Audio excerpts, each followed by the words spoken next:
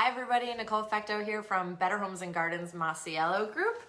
I am going to talk today about what to expect at a home inspection. So I've seen a few inspections in my almost 12 years as a real estate agent, and a lot of buyers, especially first-time home buyers or people that just don't do this every day, aren't quite sure what to expect. So a home inspection is to make sure that you understand what you're buying, whether you're doing it for informational purposes only or if you're doing it to renegotiate on a contract. It's an important tool to CYA, cover your assets, and an inspection can do a number of different things. So it can find code violations, it can find unsafe conditions, it can tell you the status of your systems in on the property, it can tell you major, minor fixes, maintenance issues, and whatnot. A home inspection, it's important to know, can last a few hours. I've been on some that last like 5 hours, but it's typical for them to last at least an hour and upwards of a few hours. And they cost anywhere from, I think the cheapest I've seen lately is $1,000, and I've had clients spend multiple thousands of dollars on inspections. So don't be surprised by the cost of it either. So know that home inspectors are always likely to find something. What they check is all the outlets, all the windows, the roof, the attic, and in the attic they will pull back the insulation and make sure that there's good airflow. They do the basement, the foundation, all systems including, they turn on the stove and the oven, they check out the microwave, they check out the dishwasher. If you have a jetted tub, they will check out the jetted tub. They do the furnace, air conditioning. The furnace they do like just to make sure that it's actually working and producing heat. They don't do an in-depth look at it. Hot water heater, make sure that the water is coming out at the right temperature.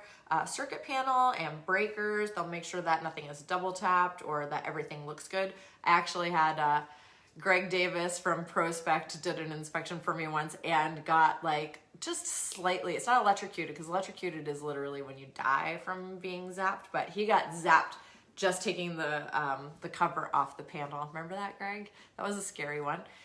But they'll check all that, and then sometimes they'll even use, Ken Bernier used to do this, and he's a old timer in the business. He's not in the business anymore, but he used to do infrared scans of the walls to see, and you could see the insulation in the walls. So that's pretty cool if you find an inspector that does that.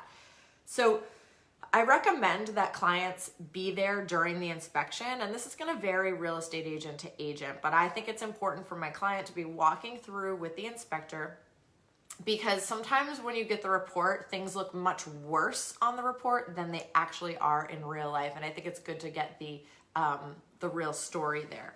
So how do you find an inspector? Your agent should be able to give you a couple of referrals.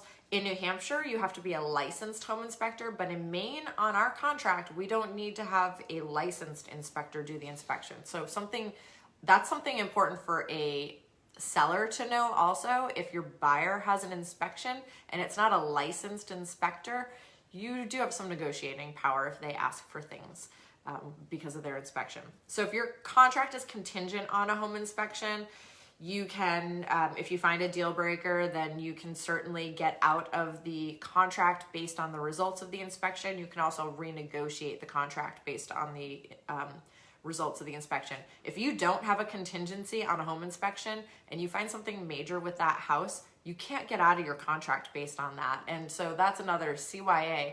I know that in this real estate climate, it's really popular to waive home inspections, but I don't think it's very wise, especially for first-time home buyers. So other inspections that you may not have considered, but you may want to consider, especially as if the market turns into more of a buyer's market and buyers have more power. So inspections that I've seen done are an energy audit. I will tell you firsthand, if I had an energy audit done on my house, now I live in a condo, so you expect condos to be built great and whatnot, but I bought mine pretty brand new.